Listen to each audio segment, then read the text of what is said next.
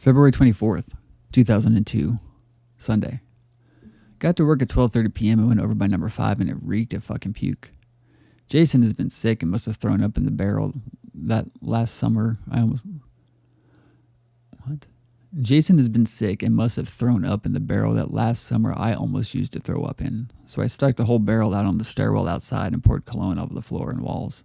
It still fucking smells. I called and talked to Marilyn's mom today, asking about Marilyn and just making sure she was all right. I guess she went with her friends from the room next to hers to someplace in Kansas, then to Colorado. So I'm a little relieved. I still like to hear from her. Do you want to hear my work puke story? Groovy. Last summer when it was hot as shit out at like 3 a.m., we used to sit in the dark in Will's driveway and drink. On this particular night, Brianna and I were there. Will, quote, sailing with the captain, and myself, quote, hanging with my friend Jim. He drank Captain Morgan. I was drinking Jim Beam. I had a good-sized bottle, like 1/5, and drank almost all of it, and I wasn't buzzing at all, so I kept drinking. The night came to a close, and we all went back to our houses, and I kept drinking Jim with a mixture of Mountain Dew. I put in my newest DVD, the collector's edition of Akira, and Jesus, did I laugh my fucking ass off. I found everything about it hilarious and cool. Fade to black. Fade from black. The next morning, I was scheduled to work some pussy shift like 2 p.m. to 6 p.m. in booth, with Eric working open to 6. I woke up at 1 p.m. and couldn't move. If I even thought about moving, I knew I was going to throw up.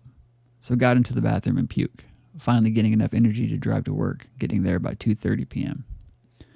I was to run the front 9 theaters, and as you may know, to thread a show, you have to do some bending and leaning over, which isn't good on your upset stomach. So I had to work, staring at the floor and threading as fast as I could to not puke. At one point, it got so bad that I got to the aforementioned barrel and tried to puke, but luckily nothing.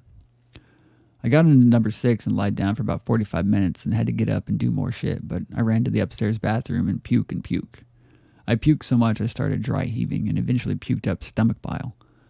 Now I'm done puking, feel a little bit better, I'm pale as a ghost and weak.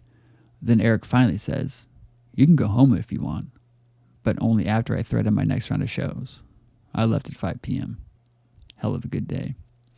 I think what it was is we were sitting outside Joe's house, like I was sitting down the entire time, so it didn't really hit.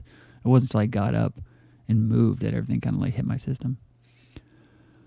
And I haven't had Jim Beam since. The smell of I haven't drank in 13 years anyway, but I haven't had Jim Beam since 2001 because of that. Back to the now. I was thinking about something strange when driving to work. My mind. I think the greatest feat I could ever accomplish in my life would be to tame my mind. Train it, if you will, to do and think only the things I allow. It, like many things, has been scarred and made impure. What if I could heal my mind and make it pure? Not exactly in the Christian sense of pure, but completely free of all the things I don't want there. Stress from trivial shit, things I pine for but don't and never will get. To just be totally content with what is in my mind. It is so impossible, but for me to live my life, I have to either keep delving into my mind and searching for my true self and pure truth, or give in and let shit in this world take over the one place I can truly fight it. My head. 5:22 p.m. Just talked to Marilyn. Everything is good. She's going to talk to Ryan F. about the Ben Folds concert and see if I can get Morgan's ticket. If not, that's cool. I can get my own. I just need to know. Just broke down a print of Collateral Damage. Hopefully, Anthony will break down Kung Pao so they can go out tomorrow. I get to go home in about an hour. This day really has felt long. It seemed to have dragged out a lot longer than normal. And I did a lot to keep busy, and it still dragged. Usually when I have a lot to do, it flies by. Not today. What should I do when I get home? Hopefully my dad won't be in bed yet so I can run a shower. He probably will be, so I'll stink of this fucking place till tomorrow morning. Fuck. 12:37 a.m. Monday. Finally got home from work at 7:40 p.m.